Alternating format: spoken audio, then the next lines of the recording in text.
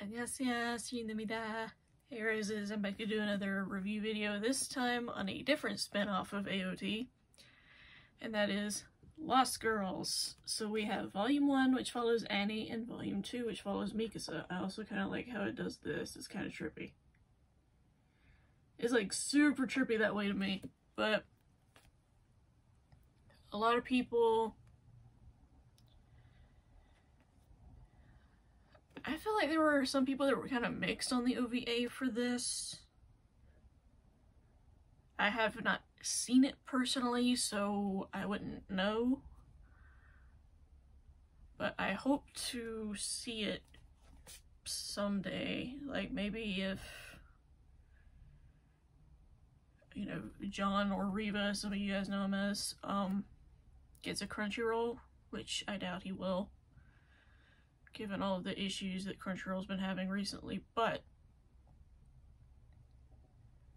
I do want to be able to watch the OVA for this and No Regrets.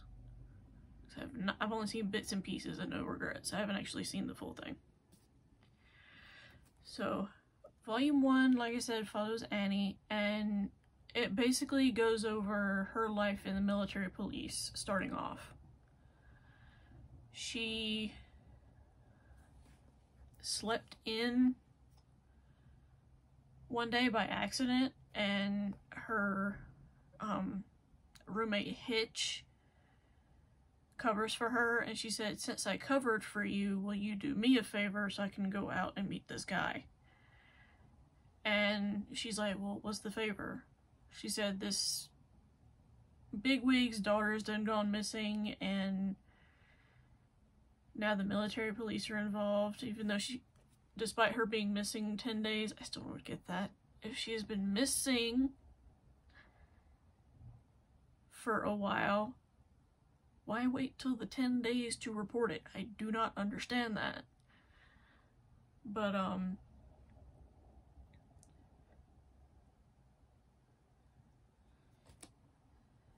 the main issue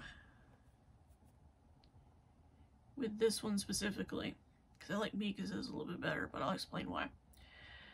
So, like I said, Hitch asks her to find this girl who's the daughter of a bigwig, and she basically goes all over the Stillhez district, slums, behind Washina, like, goes everywhere trying to find her. And she gets a few leads that leads her to a bar. And at this bar, they're selling a certain drug. I'm not going to say the name, one, because I forgot, and two, because that is also a big spoiler point. So I'm kind of glad I forgot that. But basically, it's a very addictive drug, and a lot of people in the slums tend to like it a lot. So...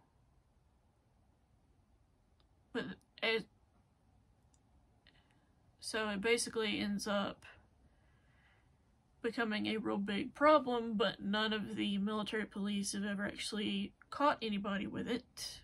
Or if they have, they've just said, if you share some with me, I won't say a word. I'm not sure how all that goes, but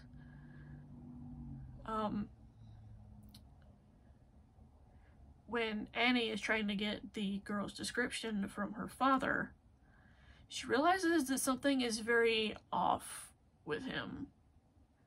Because Annie said, "Why didn't you report your daughter missing sooner?" Which, in this instance, I'm like her. I'm like, yeah, why the frick didn't you report her sooner? But he said, "Oh, she'll just vanish for a week sometimes and then come home and but then, you know, come home and we'll talk every night at dinner. That's kind of been our ritual." But the fact that she's been gone 10 days and there's been no sign of her, because normally she'll leave a trace to some extent, is very odd for her. So I'm worried that something's happened. Which, when he was giving that explanation, I'm like, I call BS. I'm sorry, but I call some straight up bull on that one, because if you really cared, you would have been out there looking for her from like day 3, not day 10. I'm sorry. It's just bad. So, it's basically just about Annie's journey trying to find this girl and the journeys that she deals with and the people she meets in trying to find said girl. So that is volume 1 that follows Annie. Volume 2 follows Mikasa, and this takes place, I don't know, it starts off as almost like a flashback sequence, but then it keeps going. So in the original events of AOT, that time when Mikasa, spoilers for anybody that has not seen the show, I am going to say this very briefly. The moment where Mikasa thought Eren was dead and she's basically given up, but her body keeps fighting against the Titans, but she runs out of gas and crashes. What takes place that's a flashback is immediately after that. So it's such a weird place to put it, in my opinion. But I understand why they do that, though, because she thought of Eren as family, and, you know, she lost her previous family due to other things that I will not say. So it kind of makes her have flashbacks to her being with her mom and dad in the mountains. So, totally understand that. But this basically, it starts off, you know, with her and her family living in the mountains, all fine.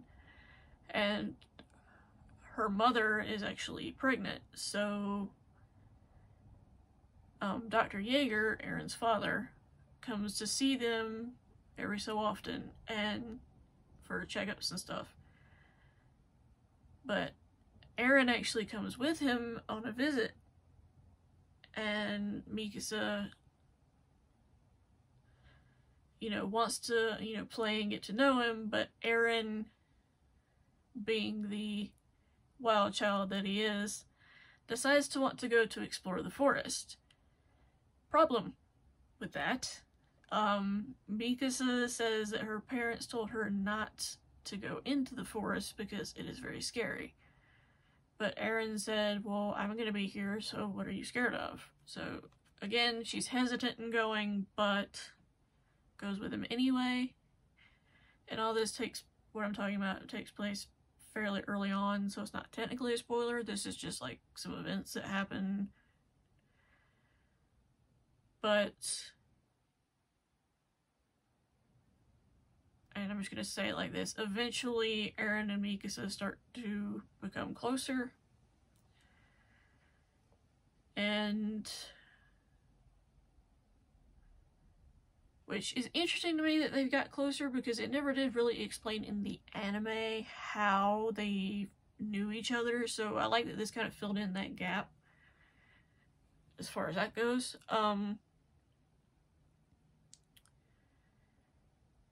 I do think this was a good one as far as for Mikasa's backstory.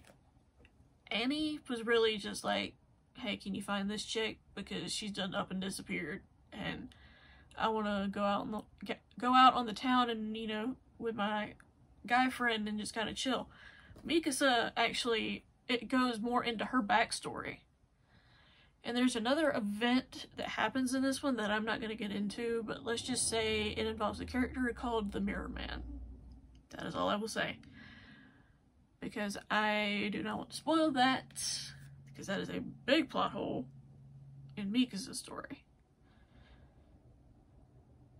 But even when, you know, they start meeting every so often when Eren's father visits her parents, you know, Eren and Mikasa start growing closer, and she actually starts developing feelings for him then. Which is interesting to me because they never really expressed it how it started in the anime. If they did, it was when Eren awakens Mikasa's Ackerman gene, or whatever the frick they call it. But this takes place before that. So, I don't know if, like, she just was starting to like Eren a lot previous, and then that event happened and that intensified the feeling. Like, that was never explained, so that kind of threw me off. But that is all the detail I'm going to give with this one, because, like I keep saying, I don't want to spoil, especially for people that might go into something blind. I don't want to be, like, totally blindsiding them with something that happens and then they get mad at me type of thing. So, hopefully you guys enjoyed this review over Lost Girls. If you did, let me know in the comments down below if you've actually read this series, this duology, rather. I say series, it's a duology. And if you have seen the OVA, what did you think? Would you recommend it? Would you not? Same with No Regrets. Would you recommend that OVA or not? I would love to know. And with that, I will talk to you guys soon in another video at another time. Bye, roses. Annyeong.